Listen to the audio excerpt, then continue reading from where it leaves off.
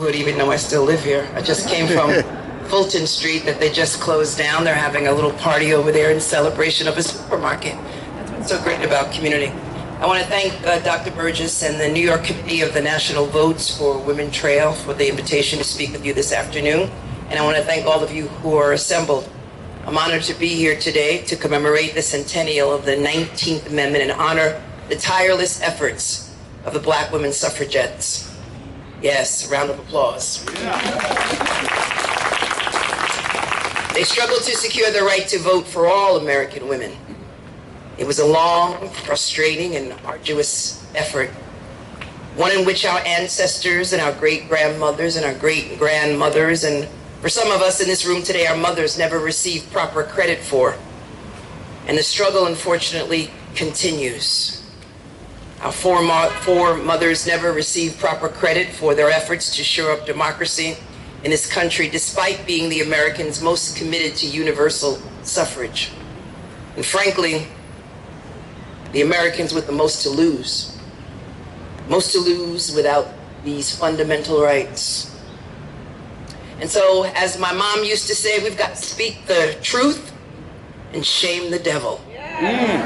I guess you heard that too. So we are here to celebrate the 100 years since the 19th Amendment, the hard work and the diligence of our ancestors who were crucial for women gaining the right to vote.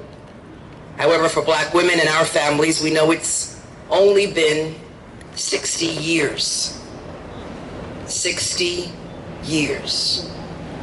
And it's been under withering and relentless and continuous and ongoing assault.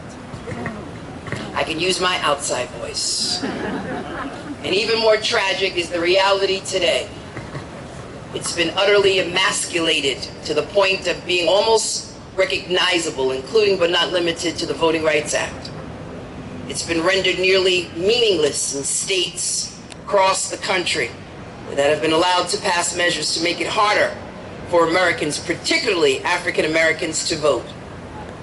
As individuals who engaged in precise incision to deny people the right to vote, cuts to early voting, cuts to voting places, ridiculous voter ID laws, the purging of voter rolls, making it a criminal act to provide food to individuals who stand on lines, and even installing people in positions of power who are committed to refusing to acknowledge the validity of an election if their candidate does not win. Election deniers. So once again, as Black women committed to democracy in this country, we again are called to action. No, I don't think you heard me. Yeah. We again are called to action. All right. Woo! We're the most reliable base of the Democratic Party and the most reliable individuals who will stand in line to vote. So we've got to raise our voices. We've got to push back.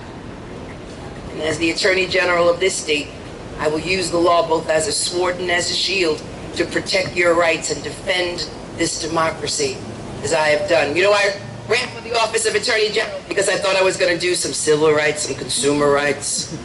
You know, a couple of cases here, a couple of tenant cases there, you know, protecting individuals against deed theft. I had no idea, right, that I would stand with my Democratic parties and have to address and confront issues that have turned back the clock of progress on so many of our rights.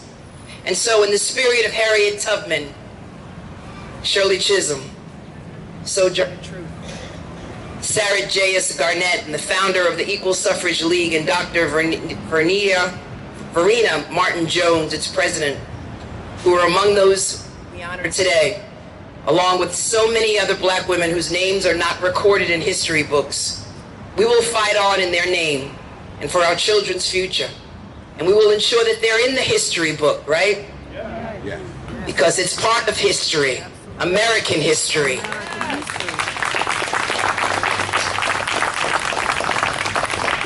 And because we refuse refuse to be hidden figures, and we refuse collectively to be silent. And we thank so many of our allies who are here today, who have joined and recognized the importance of democracy and what is at stake right now. And right now, this November 8th, my friends, everything is at stake. And so we've got to stand in line in quiet dignity, in quiet defiance to all that is happening in this nation. The fact that we are at war with ourselves, more divided now than we've ever been since the Civil War. But we've got to come together. And so we've got to talk to people who we may disagree with and recognize that we're all Americans and that we've got to believe in those fundamental rights and the rights upon which so many people died for. And so we as black women and our allies, we are essential to American democracy, and it will not survive unless all of us are in it together, unless all of us have some skin in the game. And you can rest assured that I will be there with you, standing with you. I will never leave Brooklyn, never leave Fort Greene, Clinton Hill. No matter where I go, this will always be my home. Because as I look around this lovely park, this is what democracy looks like. God bless you. Thank you. And thank you for allowing me to say the words.